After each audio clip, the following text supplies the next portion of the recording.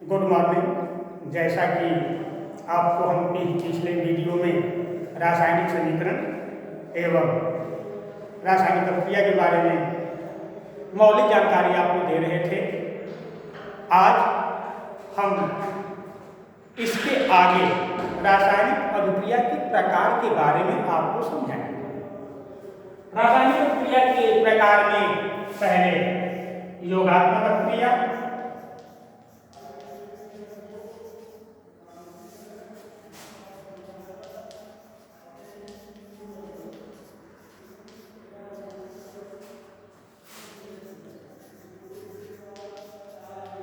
Addition reaction,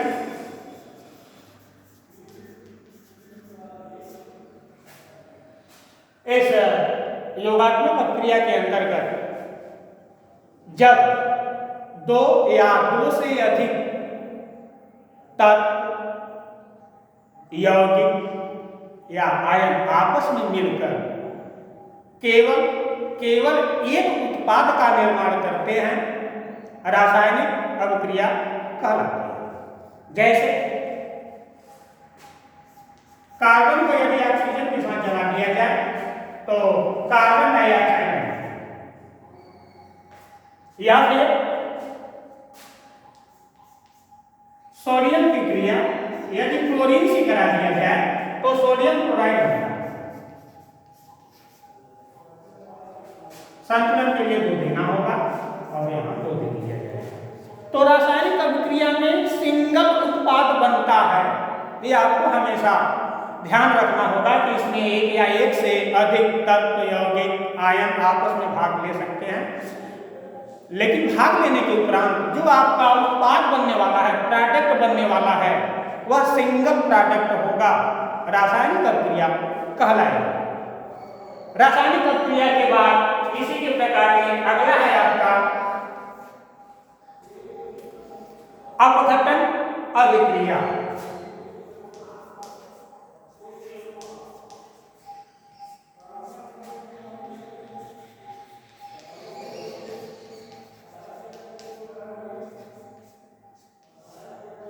decomposition reaction,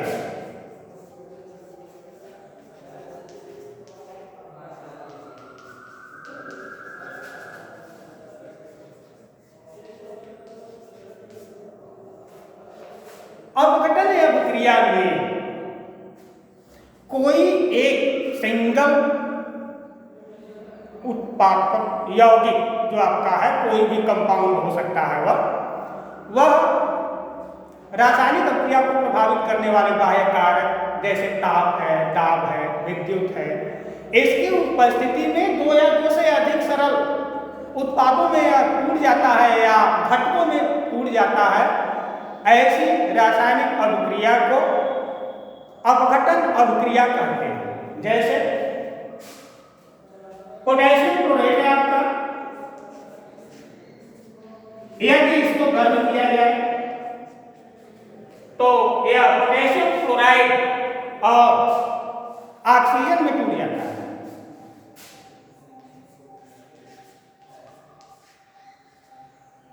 इसकी balancing संतुलन के लिए यदि हम 2 दे देंगे तो ऑक्सीजन आपका 6 हो जाएगा और यह KCl जो आपका है यहाँ 2 दिया गया है कि यहाँ आपको बैलेंसिंग के लिए 2 देना होगा, क्योंकि यहाँ देख रहे पोटेशियम हो गया, क्लोरीन हो गया, ऑक्सीजन 6 हो गया, 6 हो गया है। तो अपघटन अभिक्रिया में कोई एक सिंगल पदार्थ रासायनिक अभिक्रिया को प्रभावित करने वाले बाह्य कारकों जैसे ताप, दाब की उपस्थिति में 2 या 2 से अधिक सरल उत्पादों में यह टूट जाता है, अपघटन अभिक्रिया कहलाती है। आगे वैसे इसी में अगर हम अगला एग्जाम्पल लेकर के देखें तो कैल्शियम कार्बोनेट है, यदि कैल्शियम कार्बोनेट को गर्म कर दिया जाए तो कैल्शियम ऑक्साइड और ऑक्सीजन कार्बन डाइऑक्साइड में टूट जाता है। कैल्शियम कार्बोनेट को यदि आप गर्म करेंगे तो यह कैल्शियम डाइऑक्साइड और कार्बन डाइऑक्साइड में यह 2 सरल घटकों में टूट जाता है। इस प्रकार यह अभिक्रिया आपका अपघटन अभिक्रिया कहलाता है। इसी प्रकार इसी कड़ी में अगली रासायनिक अभिक्रिया के बारे में आपको समझाएंगे, प्रतिस्थापन अभिक्रिया।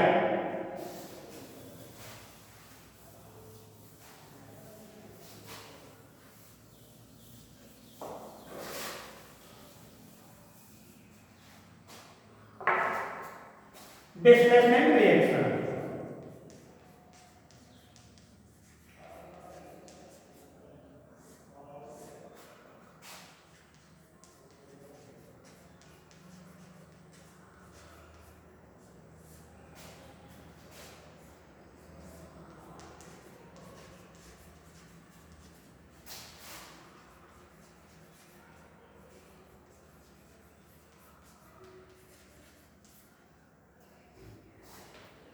प्रतिस्थापन अभिक्रिया में किसी एक पदार्थ के एक अणु में उपस्थित कम क्रियाशील तत्व को किसी दूसरे अधिक क्रियाशील तत्व द्वारा प्रतिस्थापित कर दिया जाता है और वह अधिक क्रियाशील तत्व उस कम क्रियाशील तत्व की जगह स्वयं अपने आप को आकर के स्थापित कर लेता है।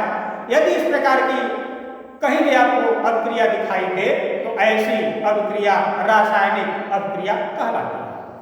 जैसे कॉपर सल्फेट का विलयन आप ले लीजिए, यदि इसमें हम आयरन का चूर्ण डाल दें या निकल की आयरन का कील कोई डाल दें इसमें हम, तो रासायनिक श्रेणी में कॉपर के ऊपर आपका एफ स्थित होता है और यह कॉपर को डिस्प्लेस कर देगा। यह कॉपर की अपेक्षा आयरन अधिक क्रियाशील है, इसलिए आयरन कॉपर की जगह चला जाएगा और एफ बनाएगा और कॉपर को डिस्प्लेस कर देगा। तो इस प्रकार आप देख रहे हैं कि एक पदार्थ कॉपर सल्फेट है, इस कॉपर सल्फेट के एक अणु से कम क्रियाशील तत्व आपका कॉपर है, इससे अधिक क्रियाशील तत्व आपका आयरन है। यह कॉपर को वहां से डिस्प्लेस करता है और खुद कॉपर की जगह पुनः अपने आप को स्थापित कर लेता है और अपना यौगिक बना लेता है। इस प्रकार की अभिक्रिया को प्रतिस्थापन अभिक्रिया कहते हैं। अगले प्रकार में हम आपको समझाएंगे कि प्रतिस्थापन अभिक्रिया के बाद क्या है। तो प्रतिस्थापन अभिक्रिया के बाद द्विविस्थापन अभिक्रिया, डबल डिस्प्लेसमेंट रिएक्शन है।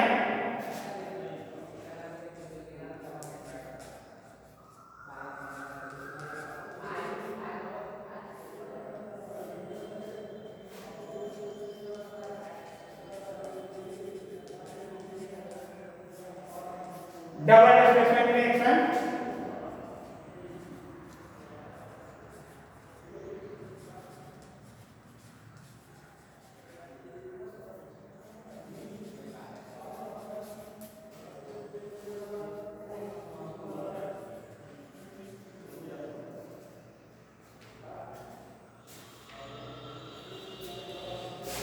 द्विविस्थापन अभिक्रिया में जब दो पदार्थों के बीच इनके घटकों की आपस में अदला बदली के उपरांत नए दो पदार्थों की उत्पत्ति होती है, तो इस प्रकार की अभिक्रिया द्विविस्थापन अभिक्रिया कहलाती है। जैसे द्विविस्थापन अभिक्रिया में यदि हम समझे उदाहरण के तौर पर, तो द्विविस्थापन अभिक्रिया AgNO3 सिल्वर नाइट्रेट को यदि हम सोडियम सल्फेट से क्रिया करा दें तो सोडियम का नाइट्रेट बन जाएगा।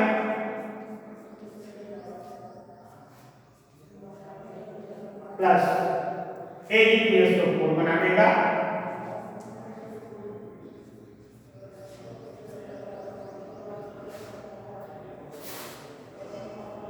संतुलन के लिए, बैलेंसिंग के लिए हमको यहाँ 2 देना होगा, तो सिल्वर आप देख रहे हैं 2 हो गया, नाइट्रेट आपका 2 हो गया, सोडियम यहाँ पर 2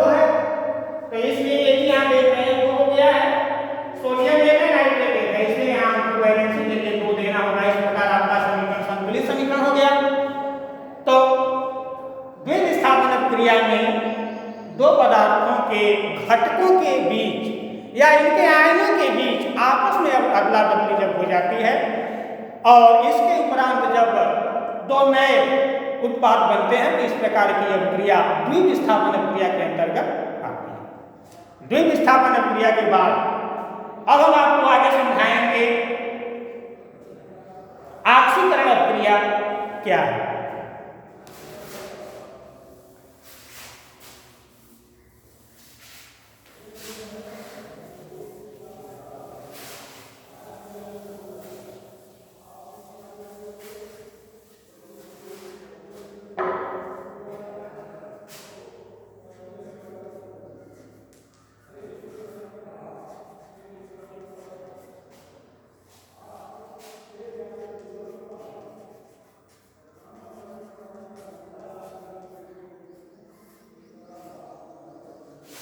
ऑक्सीडेशन रिएक्शन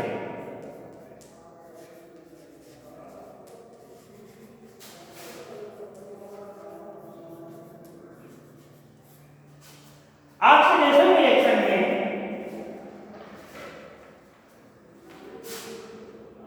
रासायनिक अभिक्रिया के अंतर्गत अब हम आपको ऑक्सीकरण अभिक्रिया पढ़ाएंगे। ऑक्सीकरण अभिक्रिया वह अभिक्रिया होती है जिस अभिक्रिया के दौरान किसी तत्व का यदि संयोजकता बढ़ता हुआ दिखाई दे तब वहां ऑक्सीकरण होगा। अर्थात यदि संयोजकता में वृद्धि दिखाई दे रही है तो हम यह कह सकते हैं कि यह ऑक्सीकरण अभिक्रिया हो रही है। जैसे सोडियम है, यदि हम इसकी क्रिया क्लोरीन से कराते हैं तो सोडियम का क्लोराइड बनता है। बैलेंसिंग के लिए यहाँ क्लोरीन 2 है तो 2 बनाने के लिए हमको 2 देना होगा तो सोडियम भी 2 हो जाएगा, इस तरह से सोडियम को भी 2 करना होगा। यहाँ मूल रूप से सोडियम की वैलेंसी 0 है और क्लोरीन की भी वैलेंसी 0 है। यहाँ सोडियम एक इलेक्ट्रॉन का परित्याग करता है और क्लोरीन एक इलेक्ट्रॉन को ग्रहण करता है तो यहाँ 0 से इसकी वैलेंसी +1 होती है और क्लोरीन की -1 होती है। तो यहाँ सोडियम की +1 हो रही है। हम कह सकते हैं कि सोडियम का ऑक्सीकरण हो रहा है। अगर यहाँ सोडियम की जो संयोजकता है 0 से यह +1 पर चली गई है, वह -1 पर है, अर्थात सोडियम की संयोजकता में वृद्धि हो रहा है तो सोडियम का ऑक्सीकरण हो रहा है। ऑक्सीकरण के बाद इसी में आपको समझना है अपचयन अभिक्रिया क्या है।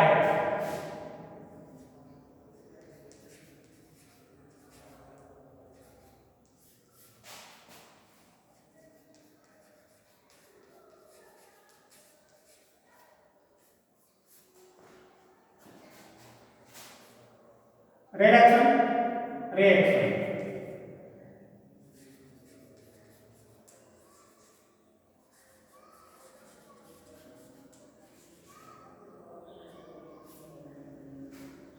अपचयन अभिक्रिया वह रासायनिक अभिक्रिया होती है जिसमें किसी तत्व के संयोजकता में कमी होती है। ऑक्सीकरण में वृद्धि होती है और अपचयन में कमी होती है। एग्जाम्पल के तौर पर अगर हम ऊपर का एग्जाम्पल देखते कि यहाँ सोडियम क्लोराइड की क्रिया चल रही थी, सोडियम की संयोजकता बढ़ रहा था और क्लोरीन की संयोजकता घट रही थी, तो हम कह सकते हैं अगर यही एग्जाम्पल अगर दोबारा लेकर के अगर हम समझ लें NA की क्रिया यदि हम क्लोरीन से करा दें तो NaCl बन रहा है आपका, बैलेंसिंग के लिए 2 देना होगा। तो आप देख रहे हैं कि सोडियम को +1 और क्लोरीन को -1 जैसा कि आपको समझाया जा रहा था कि यहाँ पर सोडियम की संयोजकता बढ़ रही है और क्लोरीन की संयोजकता घट रही है। अर्थात जिस तत्व की संयोजकता में कमी होती है उसका अपचयन।